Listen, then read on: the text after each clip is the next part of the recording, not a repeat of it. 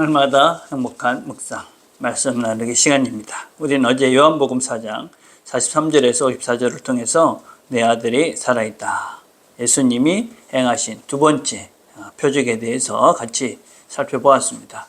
예수님께서는 자기를 환영하지 않는 갈릴리로 가십니다. 그리고 가버나움, 이 예수님께서 계신 그 갈릴리에서 약 23km 떨어진 그 멀리서 온 그 왕의 신하의 아들의 그런 아이의 병을 고쳐주는 그런 이야기를 어제 같이 살펴봤습니다. 무엇을 믿는가에 대한 아주 신앙의 본질적인 그런 질문에 대한 말씀입니다.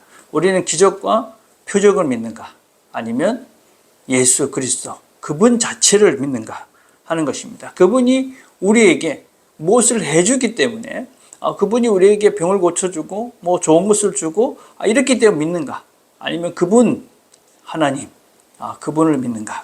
그래서 우리가 어떤 믿음의 본질에 대한 그런 이야기들을 어제 나눴습니다. 신앙인과 불신앙인의 차이는 무엇이냐? 아주 간단한 것이죠. 문제가 생겼을 때, 특별히 고통 가운데 있을 때, 불신앙 믿지 않는 분들은 어떤 인간적인 방법들, 인간적인 그런 것들을 찾아서 해결책을 찾습니다. 그러나 우리 신앙인은 영의 생각, 하나님의 뜻, 하나님 원하시는 것이 무엇일까? 하나님께서 왜 이 일을 주셨을까?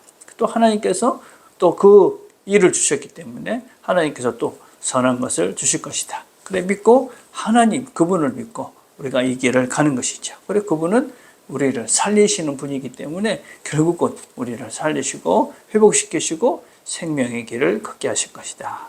그게 우리가 어저께 같이 나눴던 말씀입니다. 자, 생각나는 1번입니다. 내 삶 속에서 경험되는 인지 오류는 어떤 것들이 있습니까? 그런 오류를 알고 있습니까?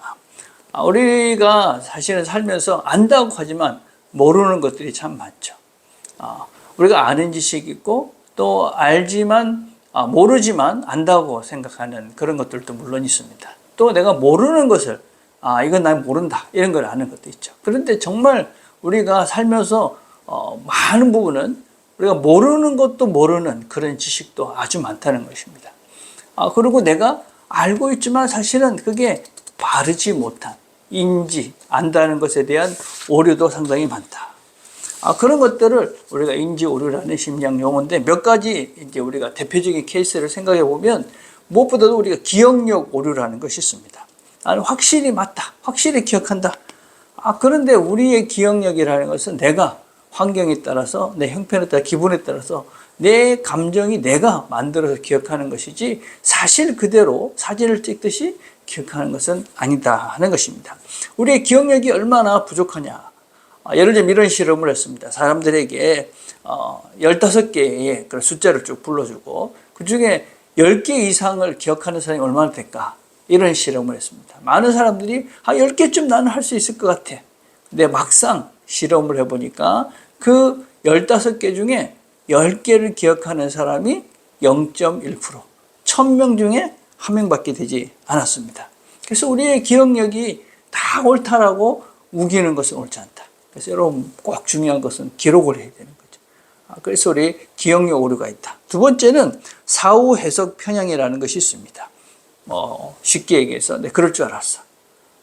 전혀 그렇지 못했으면서도 그럴 줄 알았어. 꼭 그럴 줄 알았어. 미리 준비를 했어야 되죠. 세 번째는 평균 이상의 오류라는 것이 있습니다. 우리 대부분은 자기의 실력을 평균 이상이라고 생각을 합니다. 재미있는 통계가 있는데 요리사들이 이렇게 그 식당을 시작을 하면서 그 요리사들의 대부분이 나는 평균 90% 이상 되는 사람들이 나는 평균 이상의 실력을 갖고 있다. 그렇게 생각을 하고 식당을 시작한다고 그럽니다. 근데 10년 내에 문 닫는 식당이 90%가 된다. 그래서 우리는 우리 실력이 정말 어느 정도 되는지 나는 늘 평균 이상의 생각을 하고 있다. 세 번째, 가용성의 오류라는 것입니다. 그 무슨 얘기냐면 우리가 많이 듣고 많이 이렇게 경험을 하게 되면 그것이 많다라고 착각을 하는 것이죠. 정확한 통계가 아니라. 예를 들면 우리 사건, 사고가 참 많이 나오고 사고로 죽는 사람들이 참 많은 것 같다고 생각을 합니다.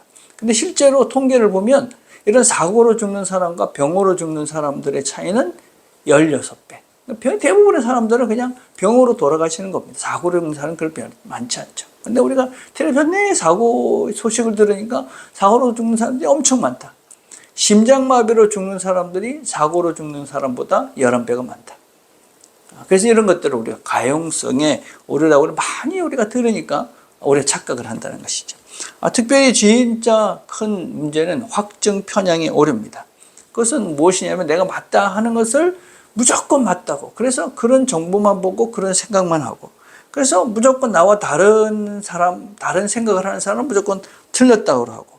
그래서 틀린 정도가 아니라 적으로 생각을 해가지고 그 사람들을 미워하는 단계까지 가는 것이죠.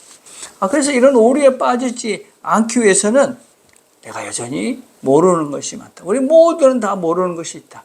완벽하게 아는 사람은 아무도 없다. 특별히 하나님은 우리가 정말 많이 모른다.